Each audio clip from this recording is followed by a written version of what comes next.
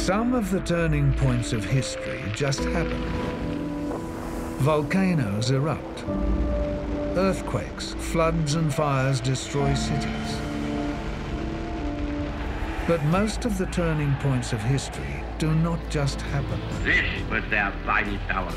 They are the result of actions taken by people. The only thing we have to fear is fear itself. They are the work of those who use power, ambition, belief to shape events. People are the authors of history. It's the curious thing about history that we all understand the great currents matter. The institutions matter, geography matters, economics matters, what natural resources you have matters. But I do think there are moments in history when it really matters who's in power. This is the story of the people who, holding or reaching for power, shaped our world. The titans of the 20th century.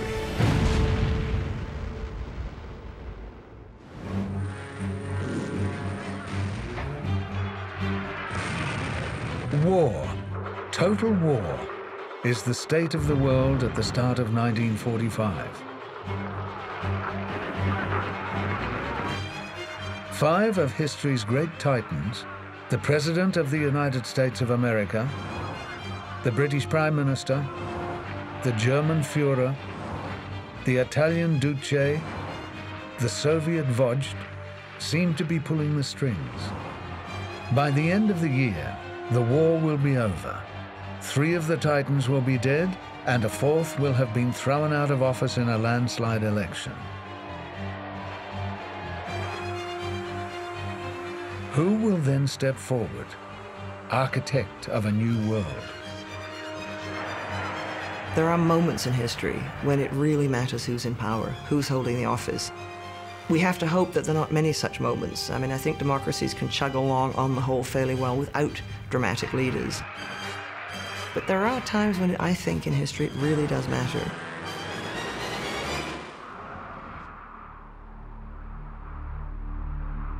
Following Operation Bagration, the Soviets did not drive for the heart of Germany, as advocated by Marshals Zhukov and Rokossovsky.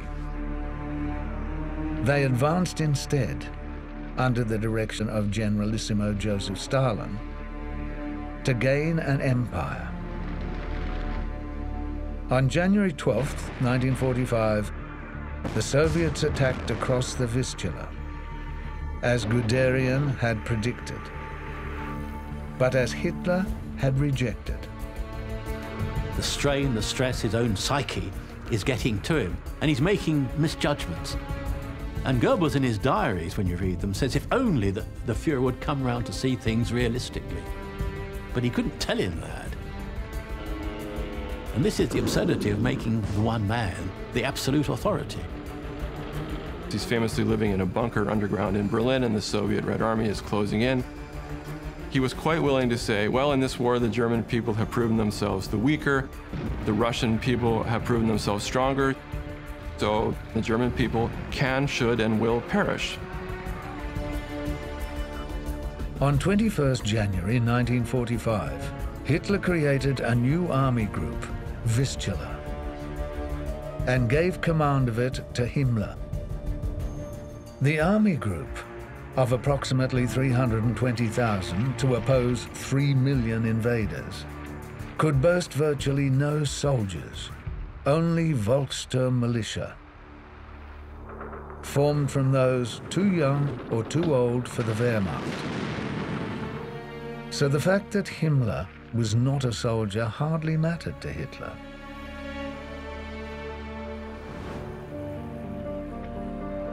In February, the Titans, who knew that victory would soon be theirs, met to talk at Yalta in the Crimea. Roosevelt went to Yalta with 3 simple goals. The first was coordinating the final destruction of Germany, if you will. The second, critically important to Roosevelt, was to secure the establishment of the United Nations. And then finally, they were desperate to make sure that Russia joined the war against Japan. Peace How it would be made and maintained by the United Nations was very much on the American president's mind. The Atlantic Charter is a document that Roosevelt particularly is going to refer to again and again and again. It was not signed at the time. He did take a copy with him to Yalta and made sure that Churchill signed it. So they had a signed copy when he got back to Washington. It was at the Yalta Conference in early February that Stalin admitted to Churchill that the death toll from the famines associated with collectivization had totaled 10 million. He was almost certainly understating his achievement. By the time that the Yalta Conference took place, Stalin's cloven hoof was beginning to show in Poland. He had not relieved Warsaw. His thugs were taking it out on the Poles. He was thinking in terms of extending Russian influence right into Western Europe. The Big Three, meeting, as it turned out for the last time, agreed that unconditional surrender was the only basis for an end to hostilities, that the USSR would enter the war against Japan following peace in Europe, and lost territory in the East would be returned to the Soviet Union following Japan's defeat, in exchange for Stalin's promise of free and fair elections in Eastern Europe. Churchill famously said to 1-8 after the Yalta Conference, you know, poor old Neville Chamberlain, I think he was wrong about Hitler. I don't think I'm wrong about Stalin. But of course he was. Stalin's promise proved to be worthless. On the 11th of April, the US Army reached the Elbe. The following day, the US President was attending to some paperwork at Warm Springs in Georgia. He looked up, complained of a severe headache, and died of a cerebral hemorrhage. Franklin Delano Roosevelt was 63 years old. Roosevelt's death came as a tremendous shock to the American people. Roosevelt had been in power so long. For American soldiers, for example, if you were a 20-year-old American GI, he's practically the only president you'd ever known. Churchill had said about Roosevelt, "I love that man." He afterwards said that he'd made a very bad mistake in not immediately flying across to attend Roosevelt's funeral. This was a very strange decision by Churchill. It was almost a snub. But I guess it's further evidence of the cooling of the relationship between Roosevelt and Churchill. Vice President Harry S. Truman was sworn in as 33rd President of the United States. I think in a sense Roosevelt bears some responsibility for not preparing Truman. Roosevelt knew he was in ill health. Roosevelt knew that his days may be numbered. I think he probably assumed that he would have a chance to spend more time with Truman once all these issues had abated over Yalta and so forth. I ask only to be a good and faithful servant of my Lord and my people. Truman was Middle America personified. He never got swell-headed, according to one of his Secret Service agents. Never got, you know, swaggly. When he came to the presidency, it was something of a shock for him. Roosevelt had kept him out of so much. He hadn't been told about the atom bomb, for instance. He hadn't been invited or told about any of the wartime conferences. His remark to reporters about it was like being hit by a bale of hay and, you know, he was seeing stars. Less than a fortnight after his inauguration, Truman delivered a radio address that initiated the San Francisco Conference, charged with creating the United Nations Charter. And he appointed his predecessor's widow to that conference. Eleanor Roosevelt's presence at the first meetings of the United Nations is really very powerful. And then she's put on a committee that was not supposed to have much influence about anything, but it becomes the committee that drafts the Universal Declaration of Human Rights. And this vision is for Eleanor Roosevelt, the Magna Carta of the world. Man must have freedom, which to develop his full stature, and through common effort to raise the level of human dignity.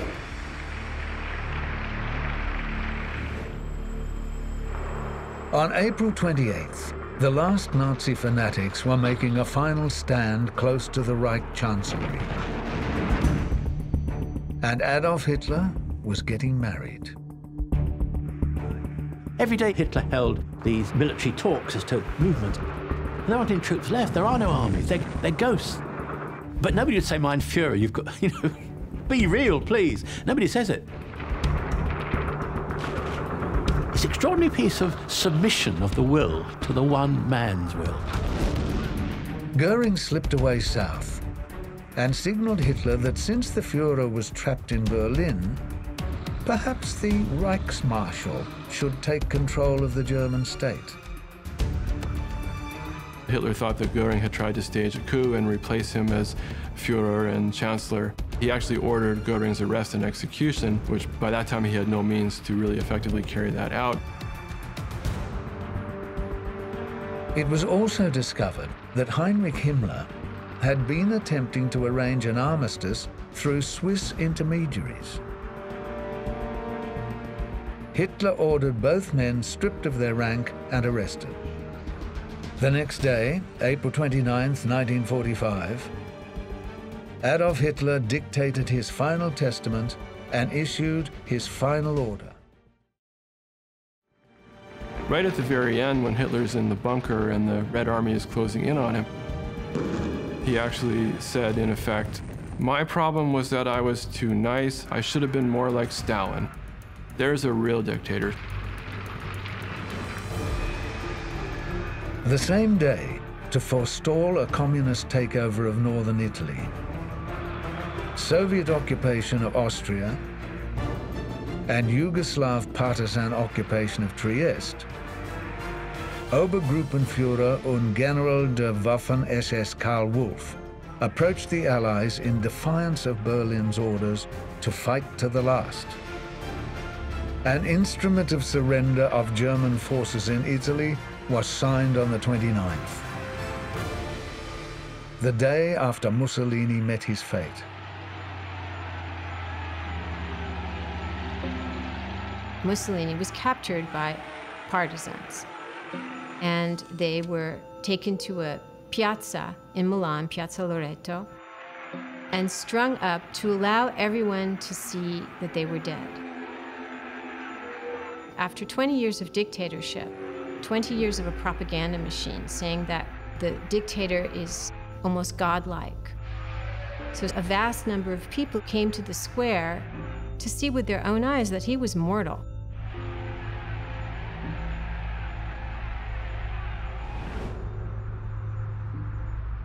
On April 30th, Hitler and his new bride bit down on cyanide capsules, at which point Hitler, to be certain, shot himself. Hitler didn't take his own life until the Soviet army was literally a few feet from his bunker. Following the Führer's instructions, the bodies were doused in petrol and incinerated. What he was anxious to do was avoid the fate of Benito Mussolini, which is to be strung up from the lampposts. Hours later, Goebbels followed his leader. An hour before Hitler's suicide, soldiers of Zhukov's Third Army had planted a red banner atop the Reichstag. Zhukov telephones Stalin to inform him of Hitler's death. And Stalin replies, "So that's the end of the bastard. Too bad we couldn't take him alive." Rumors of Hitler's survival swirled around for years, but only because the Soviets withheld the definitive evidence of his death until after the fall of their empire. there is a Soviet investigation launched, Operation Myth. Underlying this is a suspicion that maybe Hitler isn't dead, but ultimately the investigation will confirm that he was dead. And the evidence for this is Hitler's jawbone and teeth, as well as Eva Braun, were discovered in the Reichschancellery.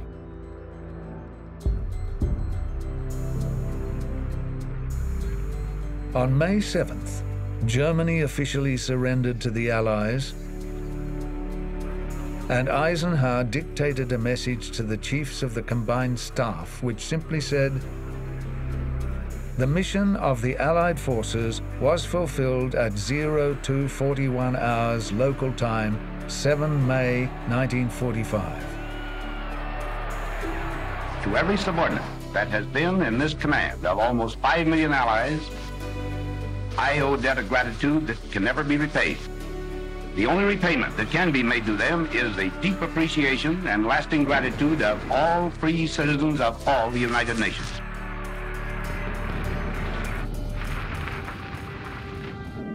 With the Axis powers defeated, the full weight of the Allies could be thrown against Japan.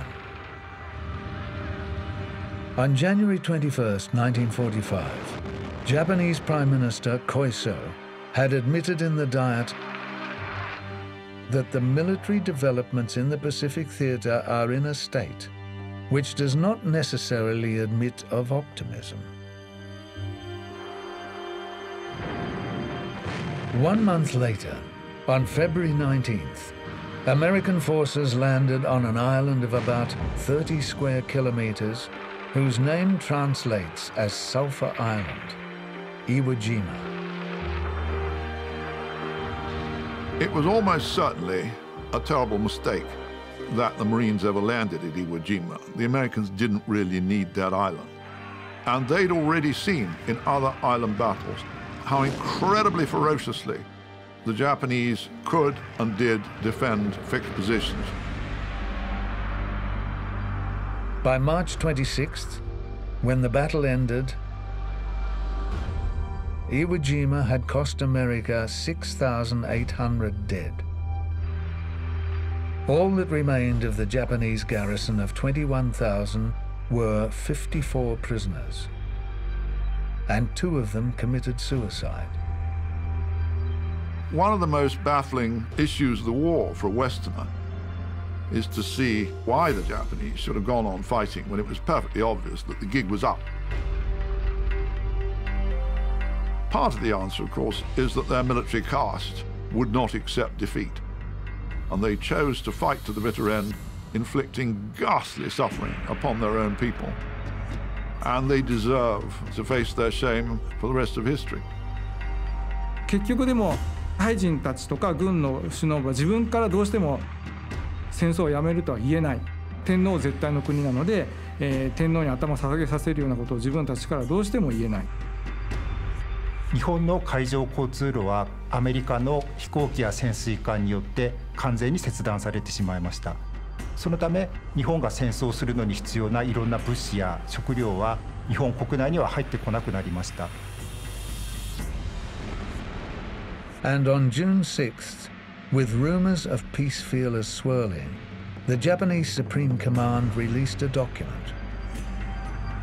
It stated, "With a faith born of eternal loyalty as our inspiration, we shall prosecute the war to the bitter end in order to uphold our kokotai." The word roughly translates as national essence. Protect the imperial land and achieve our goals of conquest. If nothing else, the Supreme Command was prepared to come clean about the intentions behind the co-prosperity sphere. Conquest.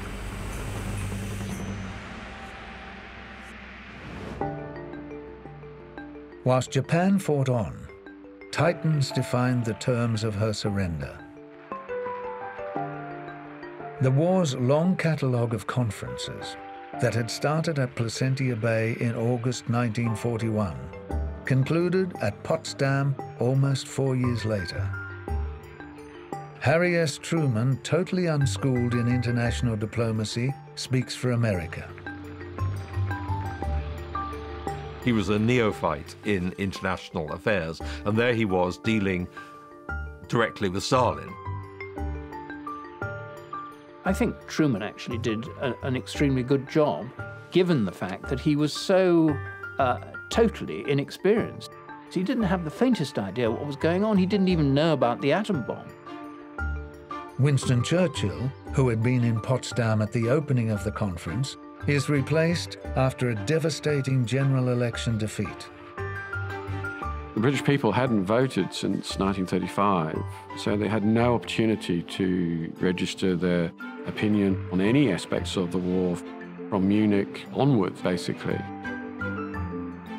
What the British population wanted was a reward for the sacrifices they'd made, no return to the frightful conditions of the Depression, and they wanted the full welfare state. Labour went from 165 seats to 390. Churchill's Conservatives dropped from 361 to 195. Amongst other changes, the election more than doubled the number of women in Parliament, almost all of them Labour. Personally, he was immensely popular, but his party was not. His wife Clementine said that perhaps it was a blessing in disguise, to which he replied that it was certainly very effectively disguised.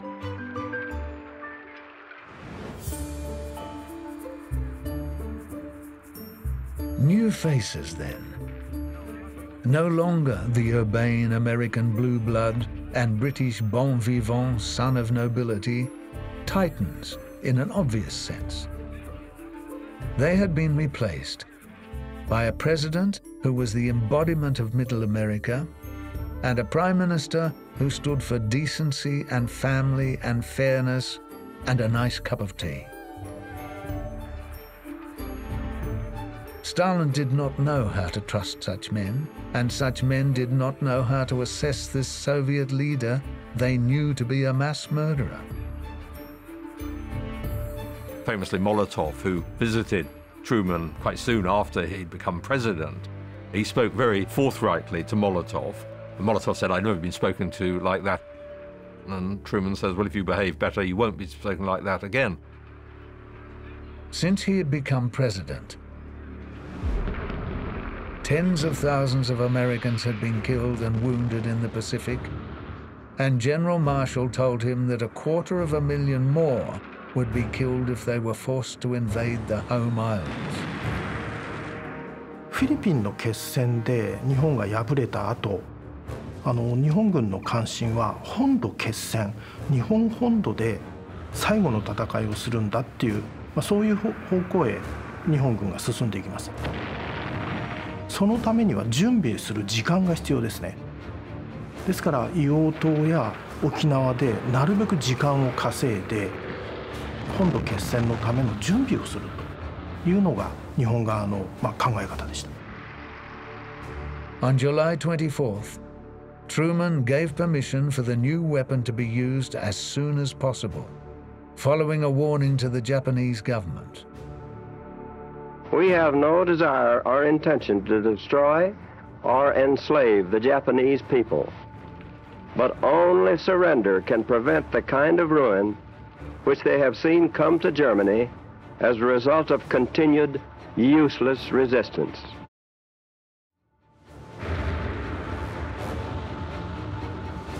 The course of war brutalizes people terribly. All sorts of things which would have seemed terrible in 1939 no longer seem so terrible by 1945. The scientists understood that this was something completely new in the history of mankind.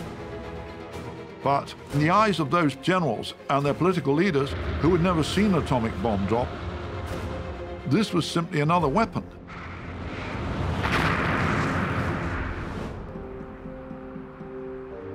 The warning was in the Potsdam Declaration, and Hiroshima was the target 4 days after the leaders went home. ポツダム宣言をめぐって日本の軍や政府は降伏するかしないかをめぐって完全に2つに分かれました。そこで初めて天皇が降伏和平への意思を示したことによって和平への道が開かれました。I don't at all buy the idea that the Japanese were ready to surrender before the bomb was dropped.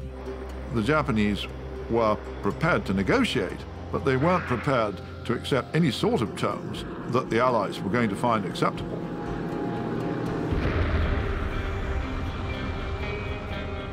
The Japanese began the war from the air at Pearl Harbor. They have been repaid many-fold. The force from which the sun draws its power has been loosed against those who brought war to the Far East. The first bomb fell on the 6th of August, the second on the 9th. At that point, the Americans still did expect a long and very, very bloody fight. So the atom bomb was the way of avoiding that. Truman said he never lost a moment's sleep over having decided that. Both Truman and Stalin, certainly, were both people who didn't have much time for hindsight. The day after Hiroshima, Soviet forces invaded Manchuria and took 674,000 Japanese prisoners. Half of them survived their captivity. Most of the equipments were there intact, and the Soviet Red Army in control of Manchuria essentially told Chinese communists, get your people up here before the Kuomintang. So Mao sent 100,000 men and marched as quickly as they could into Manchuria to capture Japanese weapons and hardware. This strengthening of Mao's forces would be critical when it contested China's future with Chiang Kai-shek's forces. The defeat of Japan simply saw the resurgence of the war with the communists. And the communists were in a far better position than they had been at any other point to fight Chiang Kai-shek.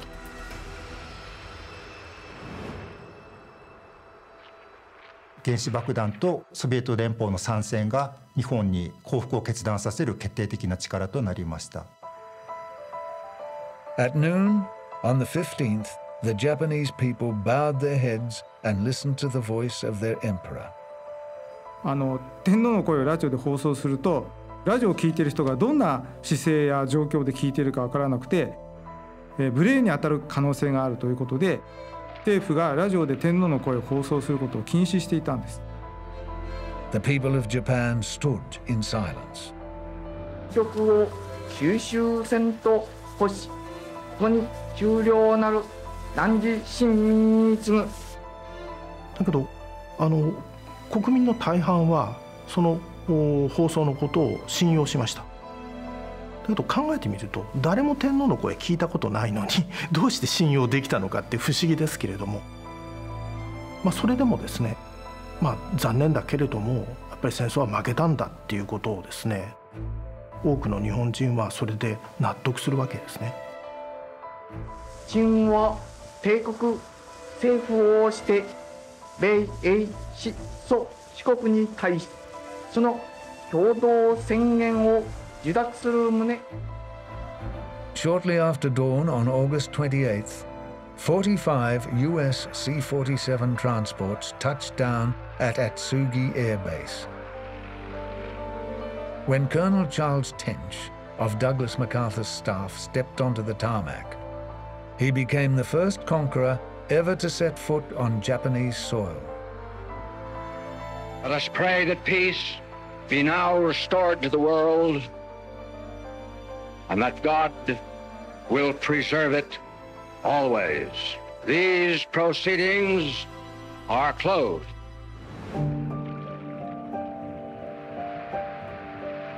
The greatest war in history. The war that had started in Asia in 1937 ended in Asia in 1945.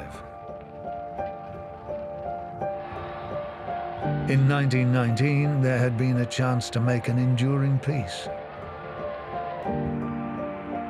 Peace had lasted for 20 years. Now the chance had come again, and the story of why peace had failed weighed heavily. In 1919, they were thinking of war as an accident. When the UN's created, they're thinking of wars deliberately created by wicked men. So that feeds into the UN system when they're going to have a stronger, tougher organization. We who are here are able to meet together because thousands of brave men and women have suffered and died that we may live. The challenges facing the peacemakers, the Titans, were immense. The war may have ended, but peace brought with it a terrible humanitarian crisis. Tens of millions had been killed, millions of prisoners, refugees, economies devastated, cities ruined. The United States Congress, that had turned its back on internationalism in 1919, endorsed the Marshall Plan, the World Bank, and the United Nations. And the new year of 1946 dawned on a world, if not entirely at peace, no longer totally at war. President Truman, in December 1945, sent George Marshall, who was a distinguished soldier and statesman who tried to mediate a coalition government to bring the nationalists and communists together.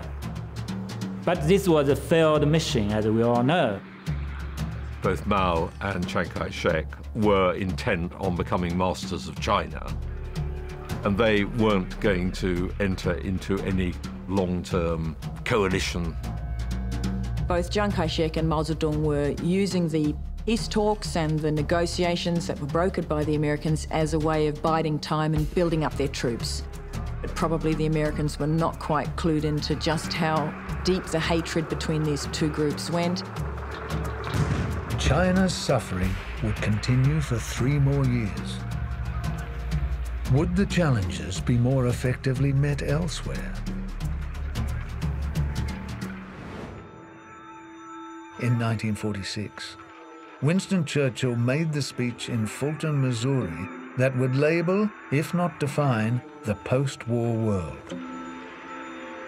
Churchill, in an early telegram to Truman in May 1945, made a reference to an iron curtain having descended upon Eastern Europe, behind which no one knew what was happening. And that analogy was carried forward in his speech in 1946. From Stettin in the Baltic to Trieste in the Adriatic, an iron curtain has descended across the continent. The iron curtain has come down, and behind it there is this menace, and what we've got to have is solid Anglo-American unity. Most embraced Churchill's sentiments, and they came to define the divide in geopolitics.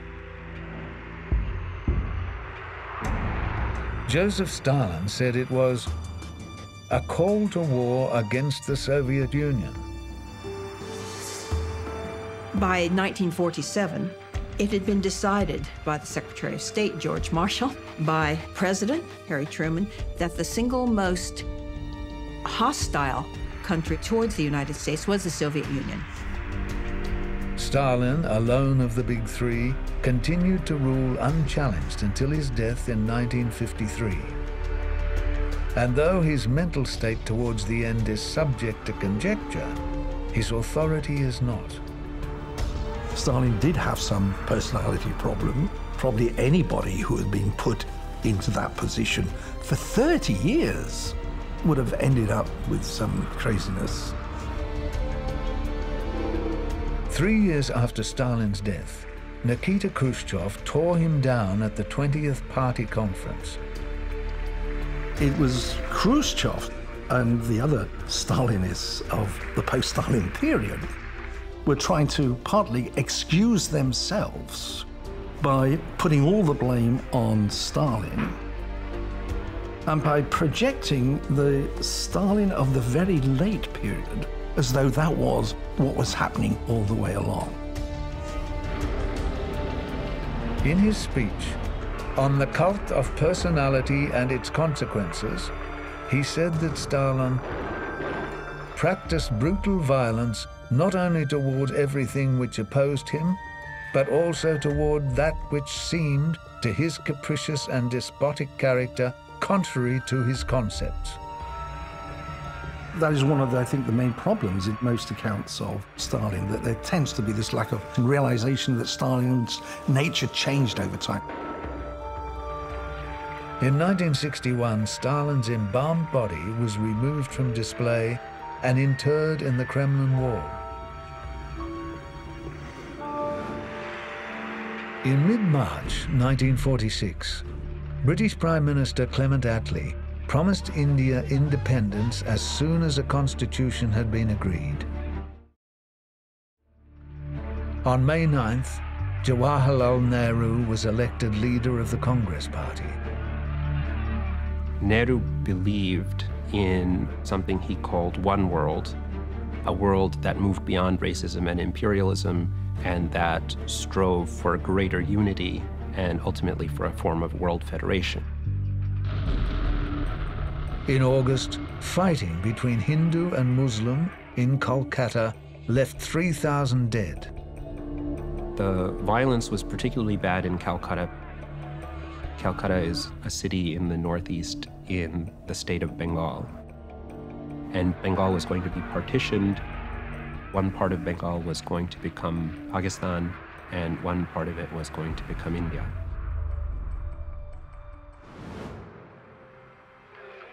In 1947, the partition of India was formalized. Pakistan celebrated its independence on July 14th, India the following day. The Raj departed India and was installed in the theatre of imperial memory. Nehru took office as India's first Prime Minister. He would hold the post until his death in 1964. I'm not sure that Nehru ultimately saw the partition as an endgame.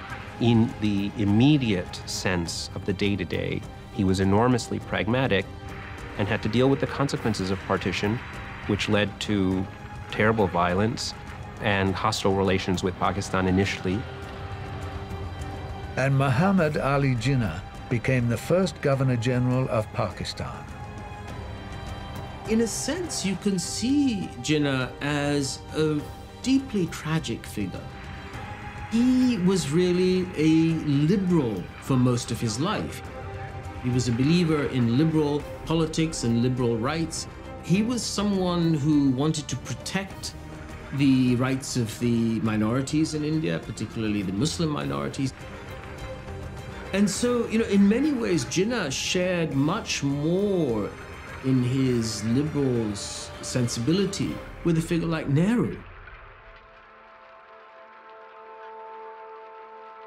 On September 13th, Nehru suggested the exchange of 4 million people between the two countries. Hindus relocating to India and Muslims to Pakistan. Towards the end of December, that mass migration occurred, and 400,000 are estimated to have been slaughtered as they moved.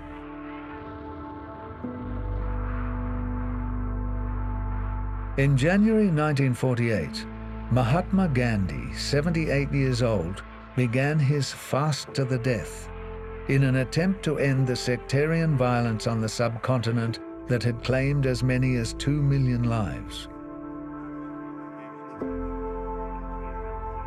He believed that something in that act, done willingly, fearlessly, would connect with other humans, force them to confront the poor choices they were making, and would connect with the better angels of their being. In this particular example, at least, he was absolutely right. 2 weeks after announcing his fast, he was assassinated by a Hindu extremist in New Delhi. In his statement before the court, the assassin, Natharam Vinayok Godse, said that Gandhi has failed in his duty. He has proved to be the father of Pakistan. Godse was hanged in 1949. The resolution of the Committee for Palestine was adopted by 33 votes, 13 against, 10 abstentions.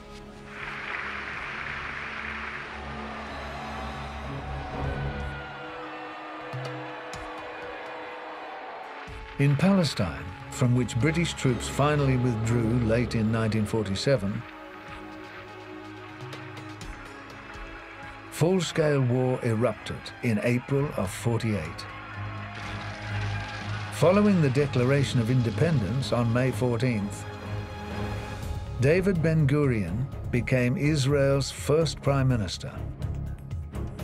Ben-Gurion, given the violence which there'd been in Palestine during the years before the creation of the State of Israel, realized that this kind of violence was going to continue. On the 15th, forces from 4 Arab states invaded Israel, which threw back the invaders. He was by nature a pretty feisty, combative person, and he saw that Israel would have to fight for its existence. He was the kind of determined leader who was certainly required at that time for the creation of the new state.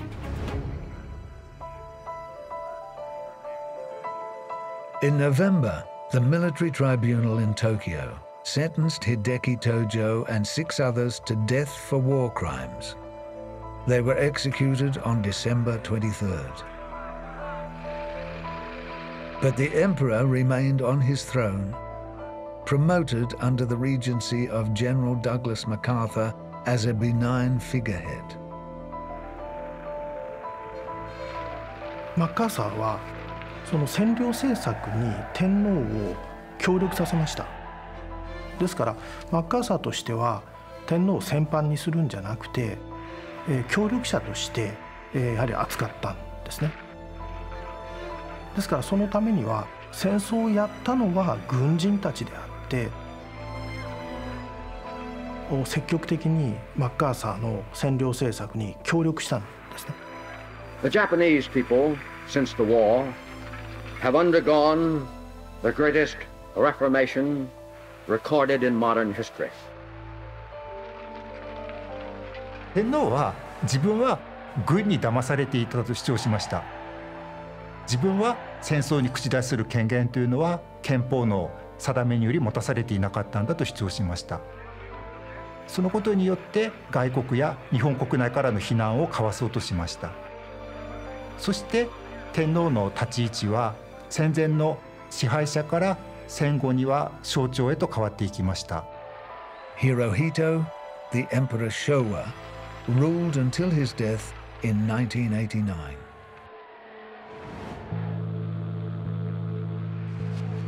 In February '49, communist forces, gradually gaining the ascendancy in the Chinese Civil War, entered Beijing.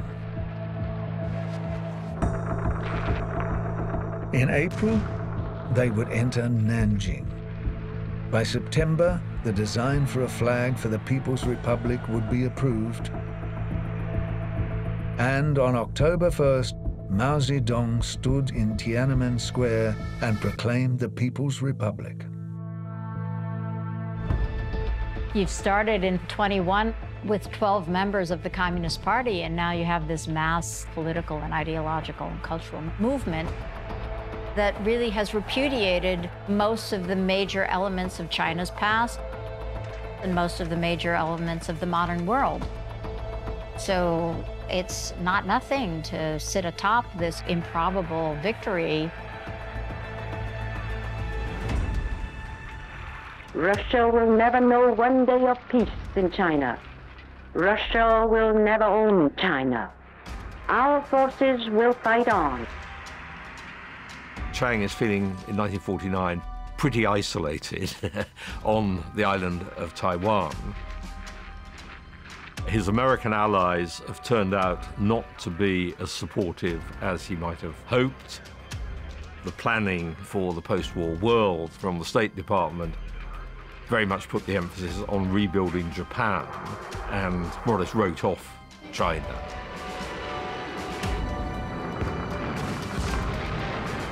Chiang Kai-shek in his diary would be writing about what would be next. And if his diaries were to be believed, then his intention would be that he would not contemplate a life as an exile. But that, of course, never come to pass. Mao died in 1976. 2 years later, his successors began opening China's economy and creating the modern state that he would not recognize. His importance is stressed. Mao Zedong thought is quoted, and his face is everywhere.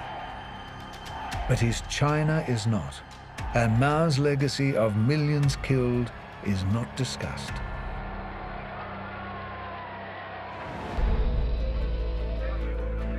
After the war, Spain became an important ally of the Western democracies, and Francisco Franco continued there, still atop the heap, until his death in 1975. Franco was a Gallego, and it's always said that the Gallegos are inscrutable. The joke is, if you meet a Gallego on the stairs, it's impossible to tell whether he's going up or coming down. No matter what Franco did, there were always a number of contradictory motives. So if one thing didn't work, there was something there in place.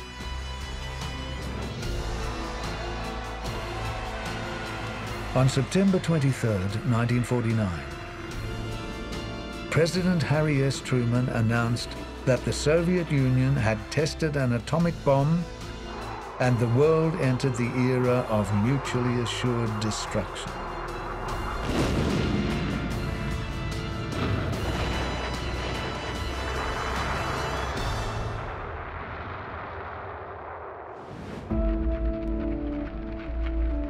Titans had steered their countries through the ordeal of war. Titans of a sort would emerge in the second half of the century.